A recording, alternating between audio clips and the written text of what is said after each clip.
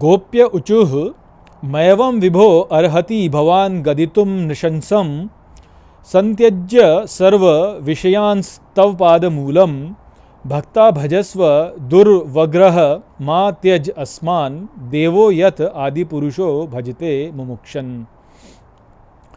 नमस्कार मित्रों, ये जो श्लोक है ये रास पंचाध्यायी के पहले अध्याय का 31वां श्लोक है जिसे हम आज गहराई से समझेंगे। तो आइए सबसे पहले इसके अर्थ को समझते हैं। तो जो श्लोक है वह कहता है, गोप्य उचुः अर्थात गोपियों ने कहा, मैवम विभो अर्हति भवान गदितुम नृशंसम अर्थात हे प्रभु इस प्रकार के नृशंस वचन आपके योग्य नहीं है।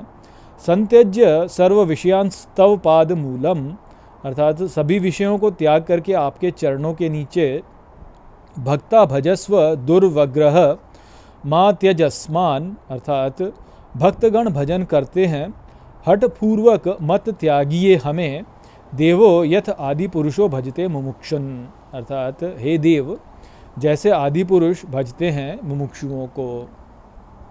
तो यहाँ पर गोपियाँ जो हैं अब जो प्रतिवाद है वह कह रही हैं, जो भगवान ने कहा उसके प्रति जो वो उन्होंने बोला वो बात यहाँ पे बताया जा रहा। तो गोपियों ने क्या बोला, गोपियों ने जब आरंभ किया तो उन्होंने बोला कि हे प्रभु इस प्रकार से नृशंस वचन जो हैं ये आपके योग्य नहीं है।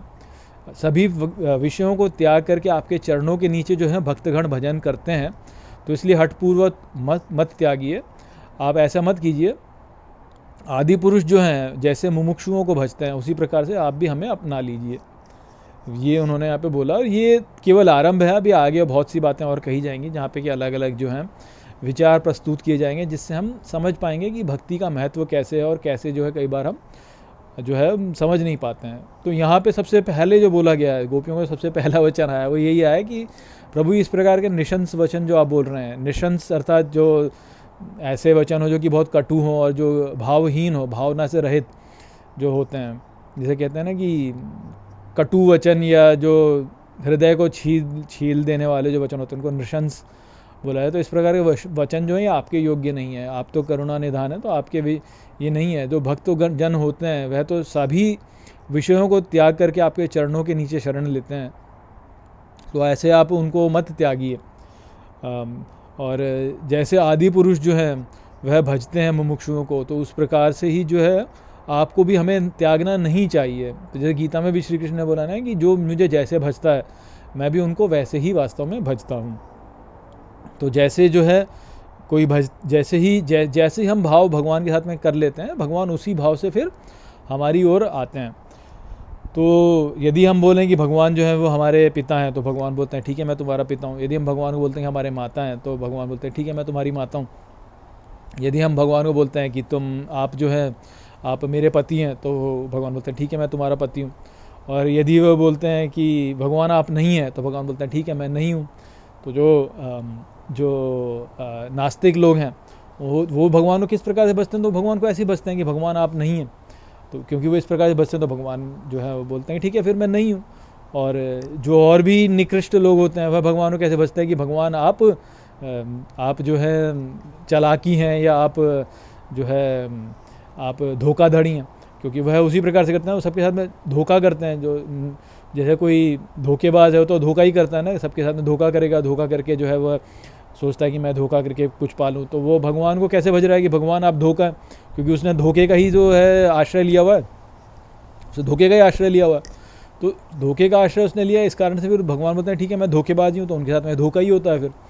तो जैसे जो भजता है जिसको, तो वैसे ही जो है भगवान भजते हैं उसको। तो आदि पुरुष जो है वो मुमुक्षुओं को जैसे भजते हैं। तो मुमुक्षु क्या है, जो जानना चाहते हैं, जो ज्ञान प्राप्त करना चाहते हैं। तो मुमुक्षु जिस प्रकार से आदि पुरुष को भजते हैं तो आदि पुरुष भी मुमुक्षु को उसी प्रकार से भजते हैं।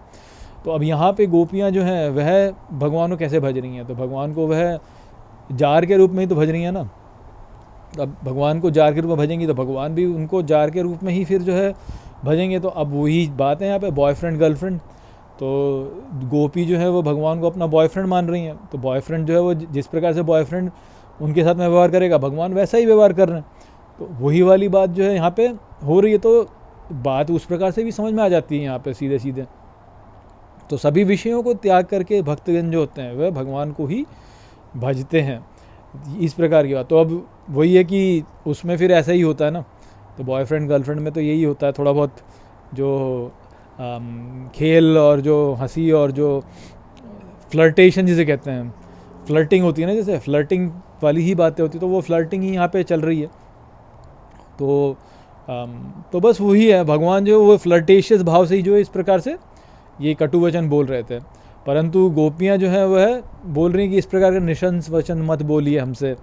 तो अब वही होता है ना, जैसे जो जब आप किसी को मनाना चाहते हैं तो वो ऐसी ही बातें होती हैं जो भाव खाते हैं, जैसे तो भाव खाने वाली बातें। और आगे देखिएगा आप, आगे गोपियों के साथ में भी कुछ इस प्रकार की अवस्थाएं होंगी, तो वो हम आगे उसमें देखेंगे।